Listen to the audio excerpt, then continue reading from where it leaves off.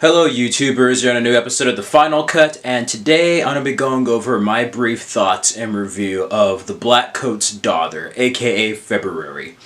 It was made in 2015, was released at several festival circuits, and nearly took 17 months to have a full USA release from A24 Productions, and it came out earlier this year, and I just recently saw it on Amazon Prime.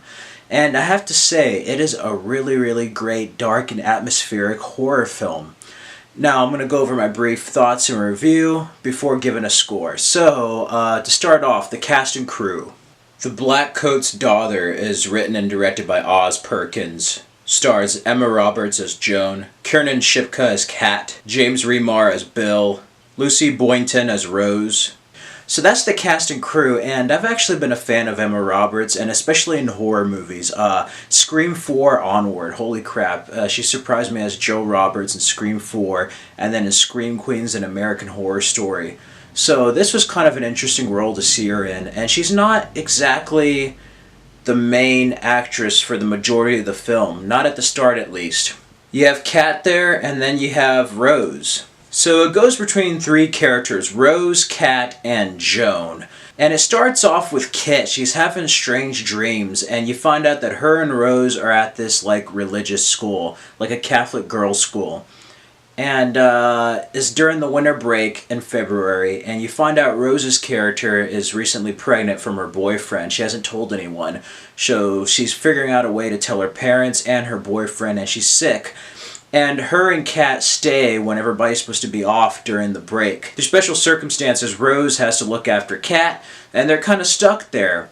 Meanwhile, we kind of get both of their stories through different intervals, and it is during this time when they're by themselves at the school with the nurses that we have Joan, which is Emma Roberts. She plays a very dark and disturbing role in this. Superbly, I might add. And she just escaped from a mental institute, and you don't know why. She needs to go to Bramford, and you don't know why. She meets James Remar, who is a married man. Him and his wife offer to help her, and they're going to Bramford, but she's going to the town next to there, but the girls' school is in Bramford. But somehow these three separate stories connect through the course of the film.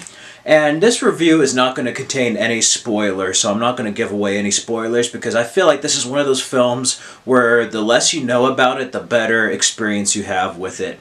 However, it's not a film for everyone. It is kind of a slow burn, but it's a slow burn and pace that's worth it, because it all pays off at the very end. It is a horror film, though. You do have some crazy elements of possession and demon worshipping and stuff like that, and the atmosphere is so dark and just creepy. But at Bramford, it's kind of cool to have that name, because that was also the apartment building in Rosemary's Baby, so you kind of have that demonic connection there. And there's a lot of other throwbacks to Exorcism of Emily Rose, The Exorcist, stuff like that, but it's not entirely a horror movie all the time, but it does have the kind of suspense and just all-around creepy atmosphere. And that's one thing this film has going for it, is the creepy atmosphere.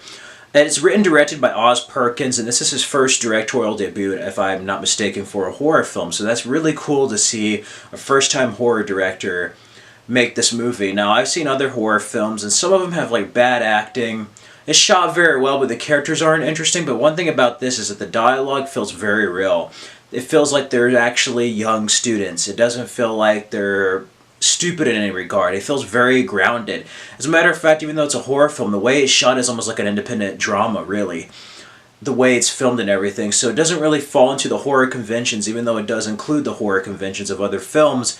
It feels more like an independent movie. It feels very grounded. I almost feel like I'm watching real life, and I like that. Now, you're wondering, does this film make the final cut? In my eyes, it does. I give it a 3 out of 5, a 7 out of 10, and a B. The Blackcoat's Daughter was a very surprising film, suspenseful, yet was worth a punch at the end to be regarded as a horror film. And a very well-crafted horror film at that. It didn't feel cheap, it didn't feel lazy, it didn't feel like it was filled with too many cliches from other horror movies that have come out. With a much wider release, this was a surprise. It was a breath of fresh air to me.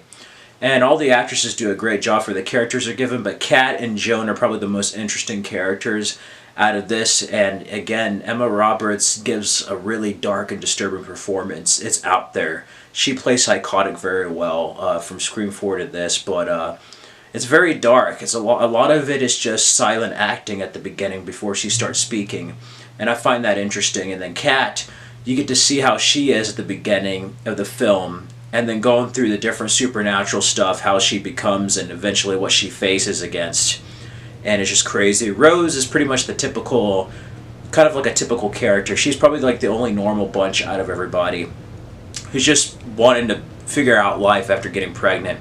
And the great thing about this film is seeing how all the characters and how everything you see is going to end up being connected into one larger narrative. And that's really what I like about this film, is how all the characters, everything you watch feels slow, it's separated, but it all connects into a grand fashion in the conclusion. It's just brilliant to see how it all connects, because I was trying to figure out how it would connect, and it really surprises you. Anyway, 3 out of 5, 7 out of 10, and a B. If you have not seen The Blackcoat's Daughter, I would highly recommend seeing that film. It's on Amazon.com. If you have Amazon Prime, you can see it for free. And it's a very, very great surprise, and it makes the final cut. One of my favorite recent horror films. Definitely go see it. Great performances, the cinematography and atmosphere. Oh, and also the music and editing adds a lot to it as well. Overall, a very solid film, and I wouldn't mind seeing more horror films directed by Oz Perkins, and even written by. This was a very well-crafted film. Check it out. And for my next Final Cut review, feel free to tune in for that, in which I will review Dracula's Daughter, starring Gloria Holden.